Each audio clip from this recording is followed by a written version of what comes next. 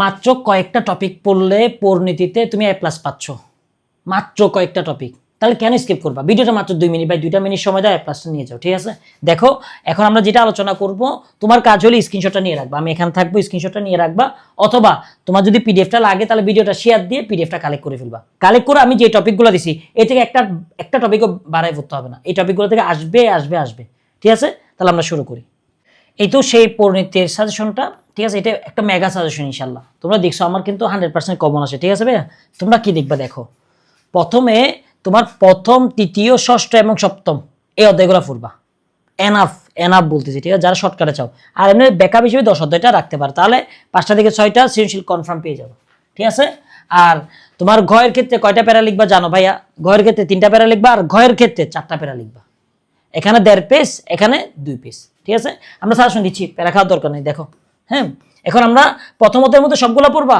ভাইয়া তুমি জানো আমি কখনো সবগুলো পড়তে দেই না, আমি বলবো যে ভাই এই 4টা টপিক দেখবা, ব্যাস। ChatGPT থেকে দেখে ফেলো, নাহলে গাইতে গিয়ে এই 4টা টপিকের উপর 4টা সৃজনশীল দেখে ফেলো, এনাফ, ঠিক আছে? ওকে। আর দ্বিতীয় অধ্যায়ের ক্ষেত্রে তাও এই 4টা টপিক, ঠিক আছে? এর মধ্যে সবচেয়ে ইম্পর্টেন্ট কোনটা? সুশাসনটা। তারপর তৃতীয় অধ্যায়ের মধ্যে একটু দেখো, 2টা সৃজনশীল আসবে, ঠিক আছে? এখন দেখো আইনের উৎস দেখে নিবে, ধর্ম এবং প্রথাটা, স্বাধীনতা এবং সাম্য, এই 2টা জিনিস দেখলে এনাফ হয়ে যায়। তাও সামাজিক এবং নৈতিক মূল্যবোধটা দেখে নিবা। চতুর্থ অধ্যায়ের মধ্যে 3টা টপিক, তাই দেখছো? পিডিএফটা কালেক্ট করে নিবা, ভিডিওটা শেয়ার দিয়ে পিডিএফটা কালেক্ট করে নিবা, টপিকগুলো দেখে নিবা, ঠিক আছে? ওকে। পঞ্চম অধ্যায়ের মধ্যে অধিকার এবং কর্তব্য, আর এদিকে তথ্য অধিকার আইন, 2টা। ষষ্ঠ অধ্যায়ের মধ্যে দেখো, ষষ্ঠ অধ্যায়ের মধ্যে কি কি দেখবা? রাজনৈতিক দলের বৈশিষ্ট্য এবং কার্যাবলী, আসতেছে অবশ্যই থাকো, ঠিক আছে? চাপ সৃষ্টিকারী বনাম রাজনৈতিক দল, ওই রাজনৈতিক দল পারলে তো পারবা। আর চাপ সৃষ্টিকারী মানে কি?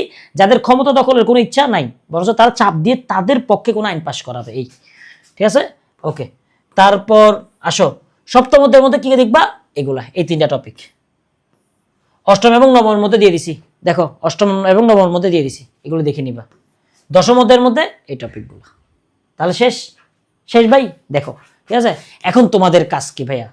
তোমাদের কাজটা হইলো এই ভিডিওটা শেয়ার দিয়ে পিডিএফটা কালেক্ট করে নিবা, কালেক্ট করে পড়া শুরু করে দিবা। আর আমি এমসিকিউ কিছুক্ষণ পর আপলোড দিব। দেখছো তোমরা এমসিকিউ আমার কমন আসে, ঠিক আছে? আলহামদুলিল্লাহ, আল্লাহ শুকরিয়া ভাইয়া। এখন আমার ক্রেডিট না, মানে আমি তো ভাই বুট কোয়েশ্চনে যেগুলো বারবার আসে সেগুলো দিই, সেগুলো থেকে আলহামদুলিল্লাহ কমন আসতেছে। এখন তুমি যদি বলো স্যার আপনি কি অনেক কিছু হয়ে গেছেন, যে না ভাই আমি কিছু হই না, তুমি যদি নিজে বুট কোয়েশ্চেনগুলো সলভ করো তাহলে তোমারও কমন আসবে, এগুলো আহামরি কঠিন কিছু না। ওকে।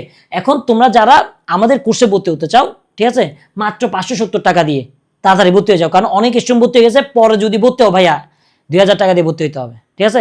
এখন 570 টাকা দিয়ে A to Z ইউনিভার্সিটির A to Z সব পড়ালেখা ইনশাল্লাহ হয়ে যাবে। ওই এইচএসসি পরীক্ষার পর অনেকে বিশ্ববিদ্যালয় পরীক্ষা দেয় না, সেটা, ঠিক আছে? এডমিশনের ফুল কোর্স 2000 টাকা ছিল, বাট যারা তাড়াতাড়ি ভর্তি হবে আমার সাবস্ক্রাইবার, তাদের জন্য মাত্র 570 টাকা, ঠিক আছে? আর তোমরা পিডিএফটা কালেক্ট করে পড়া শুরু করে দাও, আর আমি এমসিকিউটা আপলোড দিব। সবাই ভালো থাকিও, সুস্থ থাকিও, ভালো হও, নিজের সুন্দর মনে যত্ন নাও। আসসালামু আলাইকুম।